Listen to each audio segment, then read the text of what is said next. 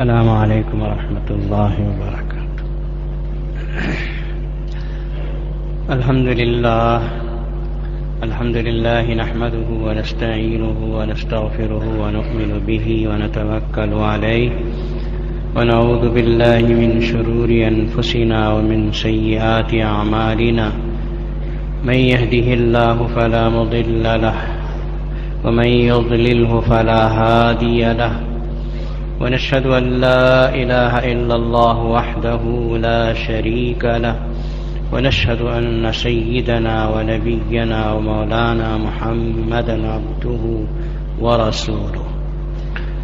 قال الله تبارك وتعالى: أعوذ بالله من الشيطان الرجيم، بسم الله الرحمن الرحيم.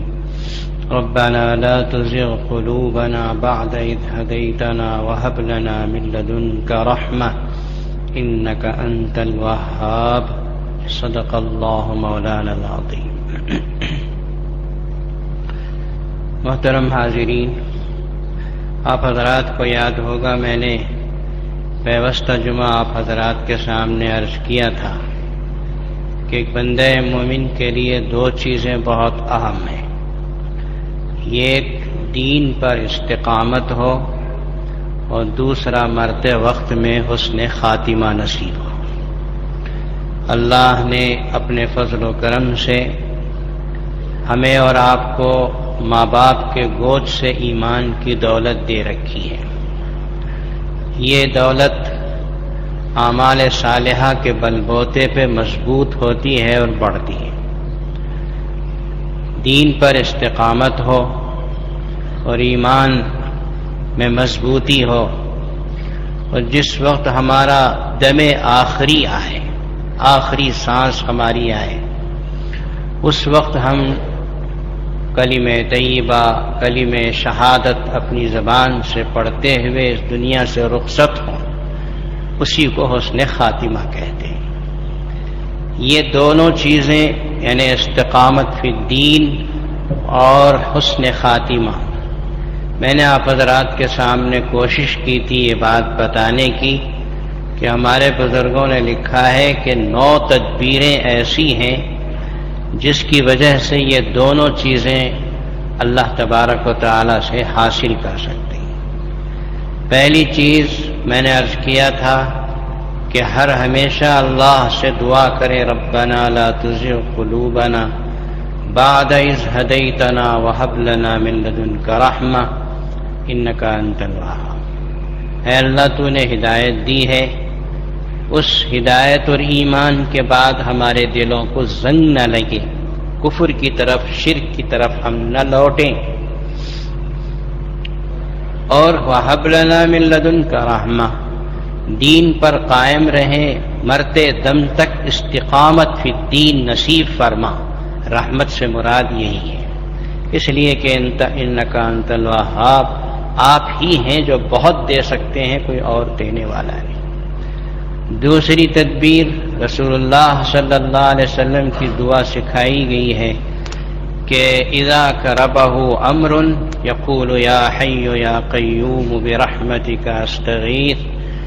یا حی یا قیوم برحمتک استغیث، یہ مختصر سی دعا ہے جسے بندے مومن کثرت سے اپنی زبان سے ادا کرتا رہے تو دنیا کے غموں، فکروں، پریشانیوں سے نجات بھی ملتی ہے، دین پر اللہ باقی بھی رکھتے ہیں، مرتے وقت میں زبان پہ کلمہ بھی جاری ہوتا ہے. اور آپ کو یاد ہوگا تیسری بات میں نے عرض کی تھی کہ رسول اللہ صلی اللہ علیہ وسلم کی سنتوں کی پابندی کریں، خاص طور پر مسواک کی سنت، جسے لوگ بہت معمولی چیز سمجھتے ہیں، لیکن اس کا سب سے بڑا فائدہ یہ ہے کہ مرتے وقت میں اللہ تبارک و تعالی بندے مومن کو کلمہ شہادت یاد دلاتے ہیں، اور اللہ کی طرف سے دستگیری ہوتی ہے، اور اللہ مدد کریں تو ہی ممکن ہے شیطان سے بچنا. اگر اللہ مدد نہ کرے تو دنیا میں خواہ وہ کتنا بھی بڑا ڈینگے مارنے والا شخص کیوں نہ ہو، خدا کے فضل اور اس کی مدد کے بغیر کچھ نہیں کر سکتا. اور دنیا سے اللہ نہ کرے شیطان سے شکست کھا کر بے ایمانی کی موت بھی مر سکتا ہے۔ چوتھی چیز جو علماء کرام نے لکھی ہے وہ یہ ہے کہ بندہ مومن ہمیشہ اللہ تبارک و تعالی کا جو اللہ نے ایمان کی دولت دی ہے اس پر شکریہ ادا کرتے رہے۔ ہو سکے تو دن میں ایک مرتبہ مغرب کی نماز کے بعد یا جو بھی مکروہ وقت نہ ہو اس وقت میں 2 رکعت نفل نماز پڑھ کر اللہ کا شکریہ ادا کرے کہ خدایا تیرا شکر ہے کہ تو نے مجھے ایمان کی دولت دے رکھی۔ ورنہ کتنے ہی ایسے لوگ ہیں کہ جو کفر میں مبتلا ہیں، شرک میں مبتلا ہیں، کیسی گندگیوں میں مبتلا ہیں۔ تیرا کرم ہے، تیرا شکر ہے، تیرا فضل ہے کہ تو نے ایمان کی دولت دے رکھی ہے، لاکھ شکر ہے پروردگار۔ اس کی دلیل میں بزرگوں نے لکھا ہے کہ قرآن پاک کی آیت ہے لئن شکرتم لازیدنکم ولئن کفرتم ان عذابی لشدید، اگر تم میری نعمت کا شکریہ ادا کرو گے تو میں اس نعمت کو بڑھاؤں گا، زیادہ کروں گا، اور اگر ناشکری والے کام کرو گے تو میرا عذاب بڑا سخت ہے، واپس نعمت کو چھین بھی سکتا ہوں۔ اور آپ اپنے دل سے پوچھ لیجئے کہ سب سے بڑی نعمت کون سی ہے جو اللہ نے ہمیں اور آپ کو دے رکھی ہے؟ مال، دولت، بیوی، بچے، کیا ہے دولت؟ سب سے بڑی دولت آپ بھی مانیں گے، سب مانتے ہیں، کوئی بھی انکار نہیں کر سکتا کہ ماں باپ کے گوشت سے جو ایمان کی دولت ہم کو ملی ہے، اگرچہ کہ ہم گنہگار ہی صحیح لیکن ایمان کی دولت بہت بڑی دولت ہے۔ ورنہ ہم بھی اگر کسی غیر کے گھر میں پیدا ہو گئے ہوتے اور کسی پتھر کے بت کے سامنے ڈنڈوت مارتے ہوتے تو پھر ہماری بھی کیا حیثیت ہو سکتی ہے، ہر ادنا مسلمان سمجھ سکتا ہے۔ تو ایمان سب سے بڑی دولت ہے۔ اس دولت کے لیے 2 رکعت نفل نماز پڑھ کے روزانہ شکریہ ادا کرو۔ بزرگوں نے لکھا ہے کہ ایک تو ایمان کی نعمت میں زیادتی ہوگی، ایمان بڑھے گا، ایمان کی کوئی حد نہیں ہے، یاد رکھو، سمجھ میں آتا ہے؟ ایمان بڑھے گا، اور جیسے جیسے ایمان بڑھے گا، مضبوط ہوگا، تو مرتے وقت میں بندے مومن اپنی زبان سے کلمہ شہادت پڑھ کے دنیا سے جائے گا تو ایک تو دین و ایمان میں استقامت بھی نصیب ہوگی خدا کی اس نعمت کے شکریہ کے نتیجے میں، اور دوسرا مرتے وقت میں جب ایمان مضبوط ہوگا تو حسن خاتمہ بھی نصیب ہوگا کہ مرتے وقت میں اللہ کا نام لے کر دنیا سے رخصت ہوگا، اور یہی سب سے بڑی کامیابی۔ اس کے بعد جو 5ویں تدبیر لکھی ہے بہت غور سے سننے اور سمجھنے کی چیز ہے۔ علماء کرام نے لکھا ہے کہ بندگان مومن کو چاہیے کہ اپنے ایمان کو باقی رکھنے کے لیے اور آخری وقت میں اس ایمان کے ساتھ دنیا سے رخصت ہونے کے لیے بد نظری سے حفاظت کریں، بری نظروں سے اپنی آنکھوں کی حفاظت کریں کہ کوئی نامحرم لڑکی کوئی عورت جا رہی ہو یا اڑوس پڑوس میں کوئی نامحرم ہو، اور آج کل تو بے پردگی بے حد عام ہے، بے انتہا عام ہے۔ ایسے مواقع میں ایسے حالات پہ بندے مومن اپنی نظروں کی حفاظت کرے، جان بوجھ کر بار بار کسی لڑکی کی طرف دیکھنا اور اس کے خد و خال کو ناپنے کی کوشش کرنا، اسے بد نظری کہتے ہیں۔ ایک تو یہ ہے کہ راستے میں کھلے طور پر عام طور پہ عورتیں پھر رہی، اچانک کسی کی نظر پڑ گئی، رسول اللہ صلی اللہ علیہ وسلم نے فرمایا کہ علی پہلی نظر تو تمہارے لیے معاف ہے، لیکن لیست لک النظرۃ الثانیہ، دوسری نظر جو عمدن کوئی بندہ مومن ڈالتا ہے اسے بد نظری میں شمار کیا جائے۔ بد نظری سے حفاظت ضروری ہے اپنے ایمان کے ساتھ دنیا سے رخصت ہونے کے لیے۔ اس کی دلیل میں حضرت عبداللہ بن مسعود رضی اللہ تعالیٰ عنہ سے روایت ہے، یہ حدیث قدسی ہے، رسول اللہ صلی اللہ علیہ وسلم نے نقل کیا اور اللہ نے اس کو فرمایا ہے کہ ان النظر سهم من سهام ابلیس مسموم من ترکها مخافتی ابدلتہ ایمانا یجد حلاوتہ فی قلبی، او کما قال علیہ الصلاۃ والسلام۔ نبی پاک صلی اللہ علیہ وسلم نے اللہ کا قول نقل فرمایا۔ اللہ یوں کہتے ہیں کہ بندے مومن کی، کسی بھی انسان کی جو نظر ہے، یہ شیطان کے تیروں میں سے ایک تیر ہے۔ شیطان تیر چلاتا ہے بندے مومن کے ایمان کو خراب کرنے کے لیے، انسان کو خراب کرنے کے لیے۔ شیطان کے تیروں میں سہم من سہام ابلیس، شیطان کے تیروں میں سے ایک تیر ہے، اور ایک لفظ اور بڑھایا، مسموم، زہریلا تیر۔ سم کہتے ہیں عربی زبان میں زہر کو، مسمون، سہم مسموم کا مطلب ہے زہریلا تیر ہے۔ یہ زہریلا تیر شیطان چلاتا ہے۔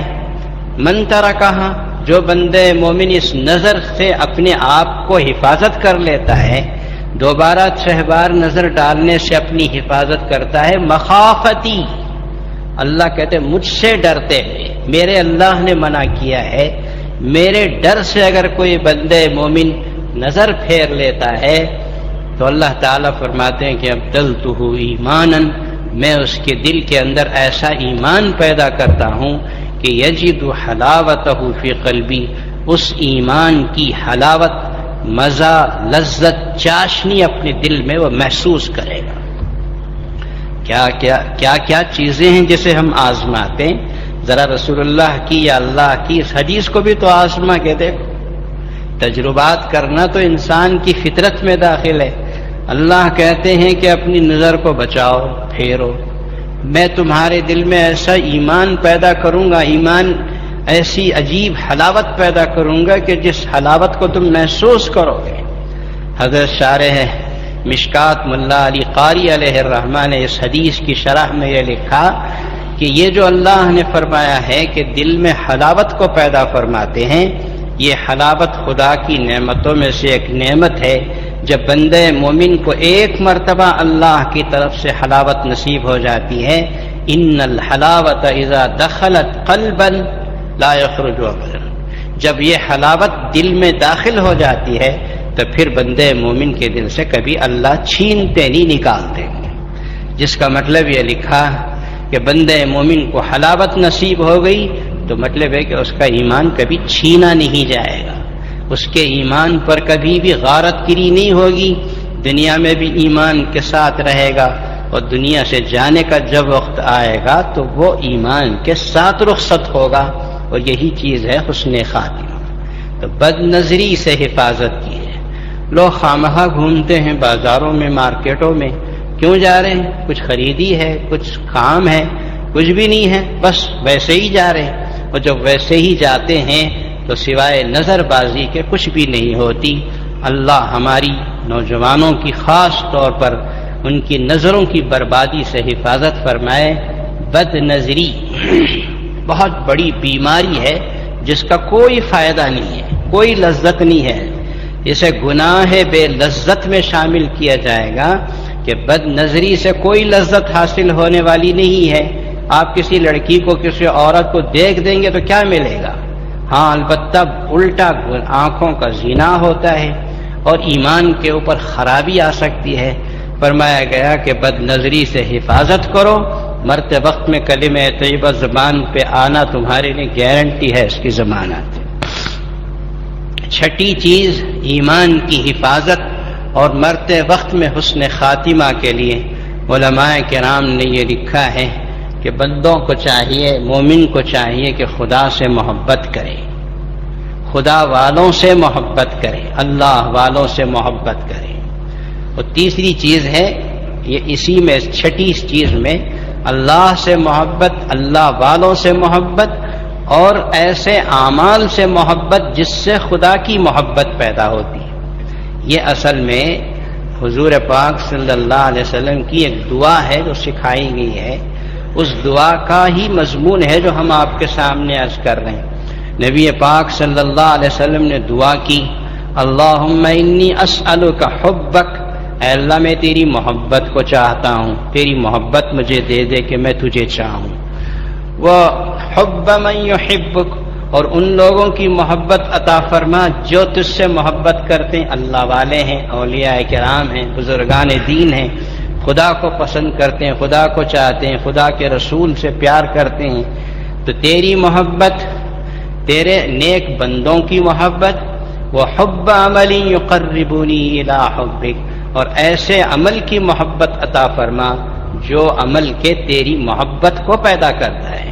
تین چیزیں رسول اللہ صلی اللہ علیہ وسلم نے فرمائی ہیں کہ یہ تین چیزیں اگر محبت خدا، اللہ والوں کی محبت اور پھر اعمال صالحہ کی محبت آتی ہے تو علماء کرام نے لکھا کہ ایسے لوگوں کو جن کے دل میں خدا کی محبت ہوتی ہے سوء خاتمہ نہیں ہوگا، اچھا ہی خاتمہ ہوگا، اس لیے کہ خدا کی محبت جس دل کے اندر جاگزی ہو شیطان وہاں قریب پھٹکنے کی اسے گنجائش نہیں ہے۔ حدیث میں فرمایا گیا المرء مع من احب، المرء مع من احب، انسان قیامت کے دن انہی کے ساتھ ہوگا جس سے محبت کرتا تھا۔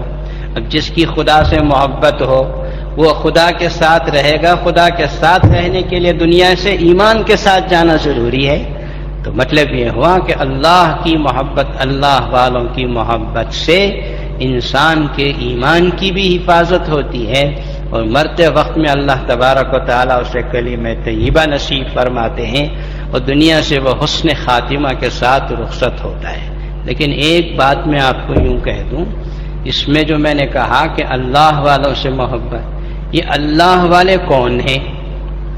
ہم یہ سمجھ لیں کہ اللہ والے ہر وہ آدمی کی جو داڑھی چھوڑ لے یا لمبا جبہ پہن لے وہ اللہ والا ہے، خواہ سنتوں کی پابندی ہو یا نہ ہو، فرائض کی پابندی ہو یا نہ ہو، قرآن پڑھتا ہو یا نہ پڑھتا ہو، علم خدا اور علم رسول ہے یا نہیں، محبت خدا اور محبت رسول اس میں ہے یا نہیں، یہ بڑی کٹھن چیز ہے آج کے اس دھوکے اور فریبی کے زمانے میں، فریب کے زمانے میں بہت مشکل ہے کسی اللہ والے کو پکڑنا۔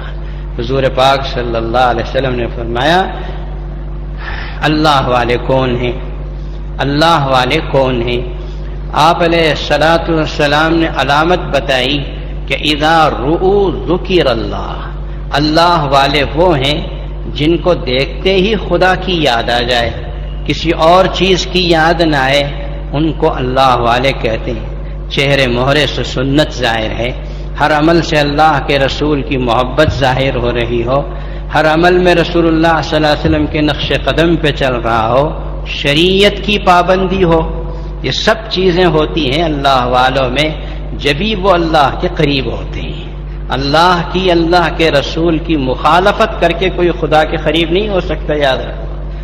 اگر اللہ سے محبت کا دعویٰ کرے اور رسول اللہ صلی اللہ علیہ وسلم کی سنتوں کو ٹھکرا دے تو ایسا آدمی خدا کا دوست کیا، خدا یہ تو شیطان ہے جو رسول اللہ صلی اللہ علیہ وسلم کی سنتوں کو پسند نہ کرے اور جس کی زندگی میں نہ ہو، ایسا آدمی اللہ والا نہیں ہوتا۔ اس لیے ذرا احتیاط کے ساتھ ایسے آدمی کو چنو کہ جس کے ہاتھ پہ تم ہاتھ دے سکو، جس کے ہاتھ پر تم بیعت کر سکو۔ بعض لوگ پوچھتے ہیں کہ بیعت اس زمانے میں ہے یا نہیں؟ بھئی بیعت تو رسول اللہ صلی اللہ علیہ وسلم کے زمانے سے چلی آ رہی، صحابہ نے حضور پاک صلی اللہ علیہ وسلم کے ہاتھ پہ بیعت کیا، صحابہ کرام نے حضور کے دنیا سے پردہ فرمانے کے بعد خلفائے راشدین کے ہاتھ بیعت کیا، یہ سلسلہ ہے، لیکن آپ کس کے ہاتھ پہ بیعت کریں یہ آپ کو سوچنے اور سمجھنے کی دعوت دیتا ہوں۔ غور و فکر کے ساتھ آدمی کا انتخاب کرو، اللہ والا کون ہے، شیطان والا کون ہے، اللہ نے عقل دی ہے، استعمال کر کے اسے سوچ سمجھ کے فیصلہ کرو۔ تو یہ تو ہوئی چھٹی چیز۔ ساتویں چیز غور سے سن کے رکھی ہے، ہمارے علماء کرام اور بزرگوں نے لکھا ہے کہ ایمان کی حفاظت اور بری موت سے بچنے کے لیے صدقہ کرنا بہت بڑی چیز ہے۔ صدقہ کرنا، غریبوں کو کھانا کھلانا، محتاجوں کو کپڑے پہنانا، ضرورت مندوں کی ضرورت پوری کرنا۔ ہم شادیاں کرتے ہیں غریب کی تلاش کر کے، اس میں آپ کا پیسہ خرچ کرتے ہیں۔ صدقہ جو ہے یہ بہت بڑی نعمت ہے اللہ کی طرف سے۔ حدیث پاک بہت حدیثیں ہیں، میں سمجھتا ہوں ہزاروں حدیثیں ہیں جو ہماری نظروں سے گزری ہیں۔ نبی کریم صلی اللہ علیہ وسلم نے فرمایا ان الصدقۃ تطفئ غضب الرب، صدقے کے 2 فائدے بتائے ہیں رسول اللہ صلی اللہ علیہ وسلم نے اس حدیث میں۔ پہلا فائدہ یہ بتایا کہ صدقہ تطفئ غضب الرب، اللہ کے غصے کو ٹھنڈا کر دیتا ہے، بجھا دیتا ہے۔ صدقہ کرنا انسان کا، بندے مومن کا جو صدقہ ہوتا ہے وہ اللہ کے غصے کو بجھا دیتا ہے، تطفئ غضب الرب۔ دوسرا فائدہ بتایا وتدفع میتۃ السوء، میتۃ السوء کا معنی ہے بری موت، بری موت کو دفع کر دیتا ہے۔ بری موت سے مراد کیا ہے؟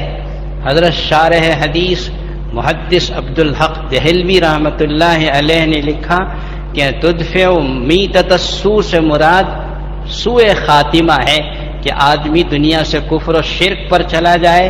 صدقہ جو ہے بندے مومن کا ایسی موت سے بچاتا ہے۔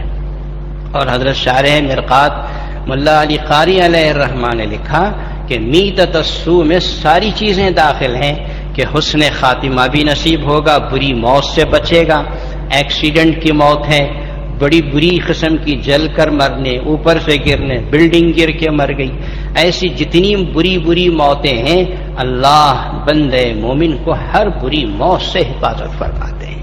صدقہ کرتے رہنا یہ نیت سے کہ یا اللہ میں صدقہ تیرے بندوں کو تیرے دیے ہوئے مال سے کر رہا ہوں، تیرا غصہ ٹھنڈا ہو جائے، میرے اعمال تجھے غصہ دلانے کے ہیں، یا اللہ مجھے اچھی موت نصیب ہو، اس لیے کہ تو ہی مدد کر سکتا ہے کہ مجھے اچھی موت نصیب ہو۔ ایک دوسری حدیث بھی عرض کر کے میں آگے بڑھوں، ان حدیثوں کو بہت غور سے یاد کر کے رکھیے، ہزاروں حدیثیں پڑھانے کے بعد چن کے میں آپ کے سامنے پیش کرتا ہوں اللہ کے فضل سے۔ دوسری حدیث میں رسول اللہ صلی اللہ علیہ وسلم کے الفاظ ہیں مصانع البر، کیا ہے؟ مصانع البر تقی مصارع السوء۔ مصانع البر کا معنی ہے نیک، چھوٹی چھوٹی نیکیاں، مصانع البر چھوٹی چھوٹی نیکیاں جو بندے مومن کرتا ہے۔ راستہ چلتے چلتے کانٹا چب پڑا ہے، اٹھا کے پھینک دیا۔ راستہ چلتے چلتے دیکھا ہے کہ کہیں بڑا پتھر پڑا ہے، کسی کو ٹھوکر نہ لگے، اٹھا کے پھینک دیا۔ کسی غریب کو دیکھا کہ بھوک سے تڑپ رہا ہے، ایک روٹی خرید کے اس کو کھلا دی۔ یہ سب چیزیں مثالیں میں نے پیش کر دی، اب آپ گنتے چلے جائیے دنیا۔ ایسی مصانع البر تقی مصارع السوء، بری قسم کی جتنی موتیں دنیا میں ہو سکتی ہیں ساری موتوں سے بندے مومن کی حفاظت کرتے ہیں۔ اپنے آپ کو سر سے پیر تک نیک بنا دو، گھر سے باہر نکلو تو نیکیاں کرتے رہو، کسی کے لیے برا مت سوچو، برائی کرو ہی نہیں، کرنا تو دور کی بات، سوچو تک مت، اچھائی سوچو۔ غیر مسلم ہے، مشرک ہے، کوئی بھی مذہب سے تعلق رکھنے والا ہے، پانی پلا رہے ہیں، کسی کا بھلا چاہ رہے ہیں، مسکرا کے دیکھ رہے ہیں، کیا بگڑتا آپ کو کسی کافر کو مسکرا کے دیکھ دیے؟ اسلام میں تو ممانعت نہیں ہے، مسکرا کے آپ نے دیکھا، خیریت پوچھ لی، یہ چھوٹی چھوٹی نیکیاں ہیں، آپ کو خدا کی نظر میں اونچا کر دیتی ہیں، اور خدا آپ کو بری موت سے بچانے کا ذمہ اپنے اوپر لے لیتے۔ بس یہ ہے صدقے کا فائدہ۔ حضور پاک صلی اللہ علیہ وسلم نے اشارہ فرما دیا کہ اچھی موت چاہتے ہو، حسن خاتمہ چاہتے ہو تو صدقہ کرو، غریبوں کا خیال رکھو، چھوٹی چھوٹی نیکیاں کرتے رہو، انشاءاللہ دنیا سے جاؤ گے تو ایسی اچھی موت لے کر جاؤ گے کہ خدا تمہارا استقبال کریں گے اور بری موت سے تمہاری حفاظت فرمائیں گے۔ اس کے بعد جو آخری چیز ہے وہ یہ ہے کہ اہل اللہ کی صحبت۔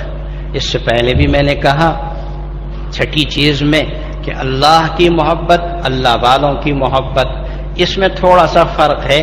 ہم نے کہا کہ اہل اللہ کی صحبت، اللہ والوں کے ساتھ اٹھنا بیٹھنا ہونا چاہیے، بزرگوں کے ساتھ اٹھنا بیٹھنا ہو، میل ملاپ ہو۔ اللہ والوں کے ساتھ جب اٹھنا بیٹھنا ہوگا تو علماء کرام نے لکھا کہ جس شخص کا اللہ والوں کے ساتھ اٹھنا بیٹھنا ہو اس آدمی کے سوء خاتمہ کا کوئی سوچ بھی نہیں سکتا، اچھی موت اس کو نصیب ہوگی۔ اس کے لیے دلیل کے طور پر حدیث میں یہ فرمایا گیا، نبی کریم صلی اللہ تعالی علیہ وسلم کی ایک مشہور و معروف حدیث ہے کہ ایک مرتبہ رسول اللہ صلی اللہ علیہ وسلم نے ارشاد فرمایا کہ ذکر اللہ کی جو مجلسیں ہوتی ہیں، لوگ بیٹھے ہیں اللہ کو یاد کر رہے ہیں، اللہ کو یاد، ذکر اللہ کی مجلس، ذکر کی بڑی فضیلت ہے، آپ حضرات نے سنا ہوگا۔ ذکر یعنی اللہ کی یاد بہت بڑی عبادت ہے اور بندہ مومن کو خدا کے قریب کر دیتی ہے۔ ذکر میں اللہ اللہ بھی ذکر ہے، سبحان اللہ بھی ہے، الحمدللہ۔ سب سے بڑا ذکر تو قرآن پاک کی تلاوت ہے، پھر اس کے بعد درود شریف کا پڑھنا ہے، کلمہ سوم پڑھنا ہے، تو یہ سب ذکر اللہ میں شامل ہیں۔ ذکر کی جو مجلسیں ہوتی ہیں اس کی فضیلتوں کے سلسلے میں ایک حدیث رسول اللہ صلی اللہ علیہ وسلم کی یوں ملتی ہے کہ کچھ بندے اللہ کے بیٹھے ذکر کر رہے ہیں اور فرشتے ان کے اطراف گھیر لیتے ہیں، اور جب مجلس ذکر ختم ہوتی ہے تو وہ فرشتے اللہ کے پاس تشریف لے جاتے ہیں۔ اللہ تعالیٰ پوچھتے ہیں کہ اے میرے فرشتوں، تم کہاں سے آ رہے ہو؟ تم کس مجلس سے آ رہے ہو؟ فرشتے عرض کریں گے کہ اے رب تعالی، ہم آ رہے ہیں فلاں جگہ سے، تیری یاد میں وہ لوگ مشغول تھے، تیرے ذکر میں وہ مشغول تھے، اور باقی تفصیل ہے۔ اللہ تبارک و تعالیٰ پوچھیں گے کہ وہ کیا چاہتے ہیں، کہا یا اللہ تیری رضا چاہتے ہیں، تیری جنت چاہتے ہیں۔ اللہ پوچھیں گے کہ انہوں نے ہماری جنت کو دیکھا ہے؟ کہا یا اللہ دیکھا تو نہیں ہے، تیرے حبیب صلی اللہ علیہ وسلم کی زبان مبارک سے نکلی بھی باتیں سنی ہیں، اور اسی امید پر یقین کرتے ہیں وہ جنت کو چاہتے ہیں۔ کیا اور کیا چاہتے ہیں؟ کہا کہ جہنم سے پناہ چاہتے ہیں۔ کیا انہوں نے جہنم کو دیکھا ہے؟ کہا دیکھا تو نہیں ہے، رسول اللہ صلی اللہ علیہ وسلم کی باتیں سنی، یقین کیا، اس بنیاد پر پناہ چاہتے ہیں۔ تو اللہ تبارک و تعالیٰ فرماتے ہیں، اور سے سنیے، اللہ تعالیٰ کہتے ہیں فرشتوں تم گواہ رہو، میں نے ان کی مغفرت کر دی، میں نے ان کو جہنم سے بچا دیا، ان کو جنت دے دیا۔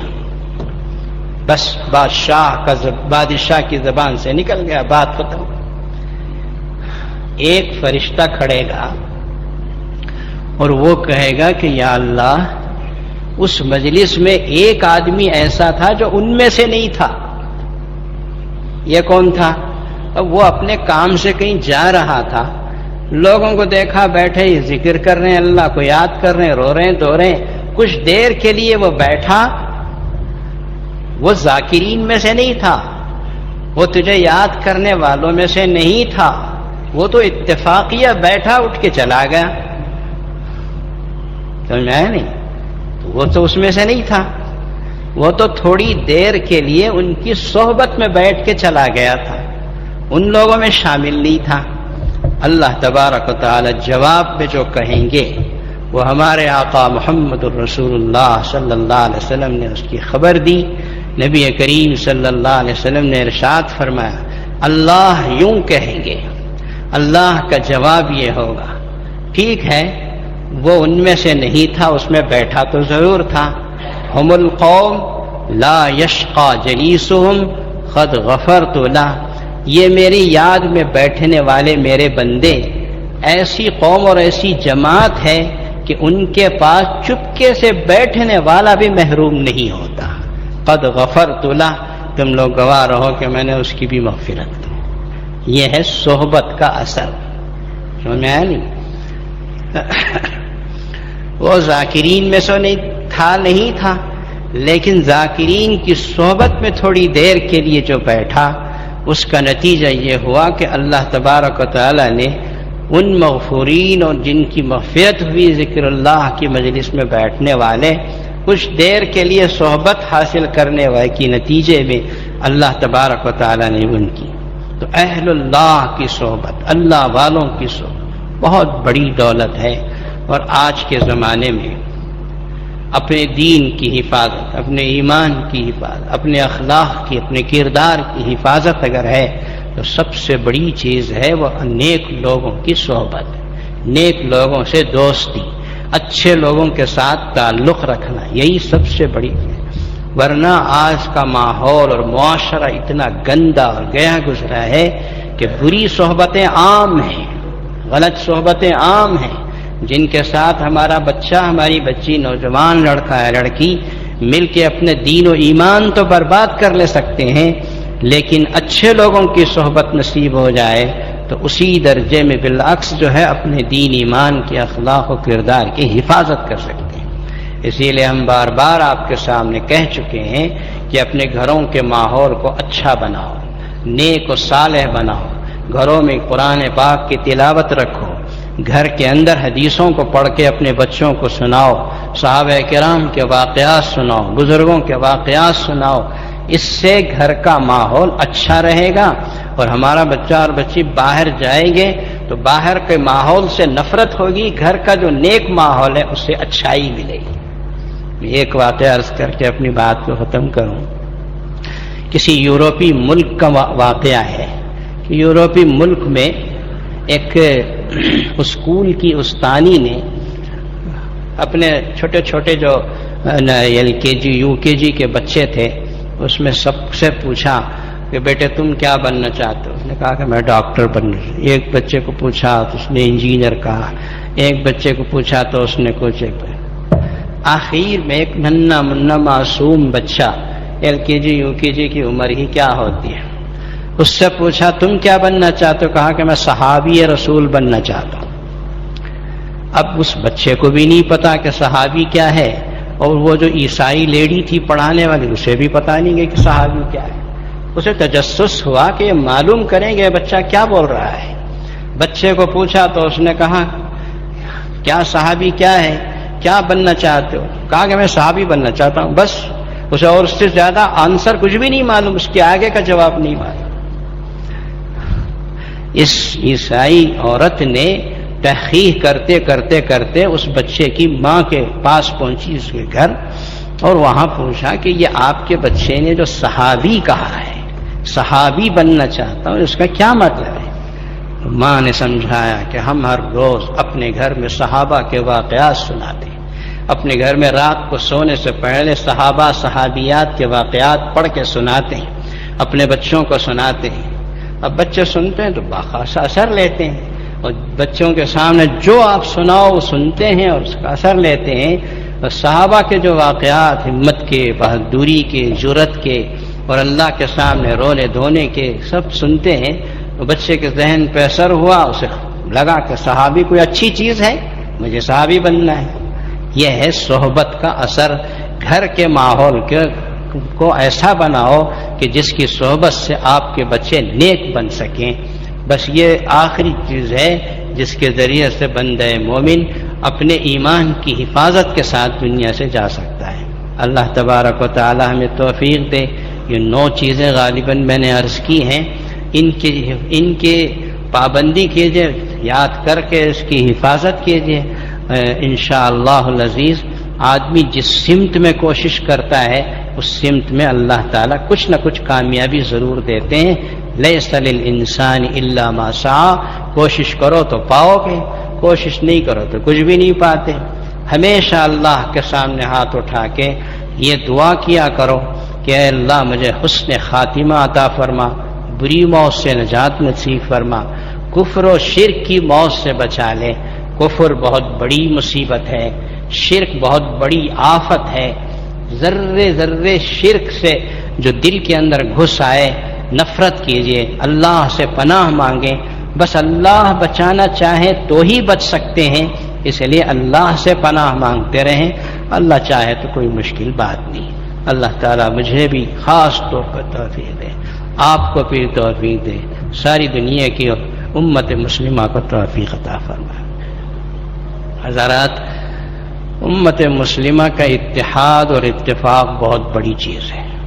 ابھی آپ نے دیکھا کہ عراق میں امام حسن عسکری کے جو مزار تھا اس کے اوپر حملہ ہوا۔ 1000 سال پرانی وہ درگاہ ہے، مجھے بھی قریب سے دیکھنے کا اسے موقع ملا ہے۔ 1000 سال سے کسی نے حملہ نہیں کیا، آج اس کے اوپر حملہ ہو گیا۔ صاف بات ہے کہ یہ صہیونی سازش ہے امریکہ کی، یہودیوں کی، اسرائیلیوں کی، کہ کارٹون جو نبی پاک صلی اللہ علیہ وسلم کے سلسلے میں گستاخی کی گئی، اس کے لیے لوگوں نے دیکھا کہ پوری دنیا میں مسلمان بلا کسی مکتب فکر کے اتحاد کے ساتھ اس کے لیے اسٹرائک کر رہے ہیں، احتجاج کر رہے ہیں۔ ہمارے یہاں بنگلور میں بھی ہوا، اس میں ہمارے اسٹیج پہ شیعہ بھی تھے، دوسرے سارے مکاتب فکر کے۔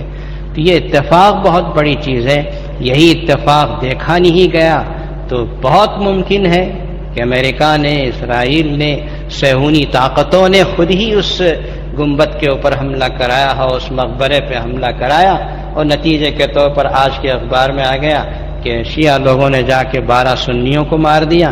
یہ شیعہ سنی کا فساد کرانا، مسلمانوں کی طاقت کو توڑنا امریکہ کا سب سے بڑا ہدف ہے۔ مسلمانوں کا اتحاد و اتفاق ہی سب سے بڑی چیز ہے۔ وہ لوگ یہ نہیں دیکھتے کہ کون کس مکتب فکر سے تعلق رکھتا ہے، وہ صرف یہ دیکھتے ہیں کہ خدا کا نام کون لے رہا ہے، کون نہیں۔ اس لیے اتحاد اور اتفاق بہت بڑی چیز ہے۔ اللہ تعالی ہم سب کو متحد و متفق رکھے، صحیح دین پر قائم رکھے، اللہ اور اللہ کے رسول کے اوپر احکام پہ چلنے کی توفیق عطا فرمائے۔ ہمارے جامع مسجد جامع العلوم کے سلسلے میں صرف اتنا عرض ہے کہ اللہ تبارک و تعالی نے آپ حضرات کی مدد، نصرت و اعانت کو شرف قبولیت عطا فرمایا اور اس کام کو بہت اونچا پہنچا دیا۔ لیکن ہم یہ بھی نہیں کہتے کہ بہت اونچا ہو گیا۔ ہمارا ہدف، ہمارا نشان اور ہماری منزل یہ ہے کہ ہر مسجد میں مدرسہ ہو، ہر مسجد میں اسکول ہو، مسلمانوں کا وہ آخری بچہ کہ جو ان پڑھ ہے اسے علم حاصل ہو، قرآن پڑھنا آئے، دین کا، دنیا کا علم آئے۔ اس کے لیے یہ ساری کوششیں ہیں۔ آپ حضرات سے گزارش ہے کہ ہمارے ہاں جو تعلیمی سلسلہ شروع ہوا اور چاروں طرف شہر میں جامع العلوم کی شاخیں کھولنے کا اور اس قرآن اور حدیث کے ساتھ، دینیات کے ساتھ عصری تعلیم کو رواج دینے کا جو سلسلہ شروع ہوا ہے، اللہ کرے کہ بنگلور اور پوری ریاست کرناٹک، پورے ہندوستان میں اللہ تعالیٰ اس کو عام فرما دے اور مسلمانوں کا کوئی بچہ بے علم نہ رہے۔ اللہ آپ کو جزائے خیر عطا فرمائے، آپ کی مدد و نصرت و اعانت کو شرف قبولیت عطا فرمائے۔ اللہ تعالیٰ اس کو قبول فرما کر عالم اسلام میں امت کے خلاف جو سازشیں ہو رہی ہیں اس کو ناکام فرمائے، مسلمانوں کی، اسلام کو عزت عطا فرمائے، مدد فرمائے، ہماری اولاد و آفات کو دنیا کے فتنوں سے حفاظت فرما کر دین و ایمان و قرآن سے وابستہ فرمائے۔ مرنے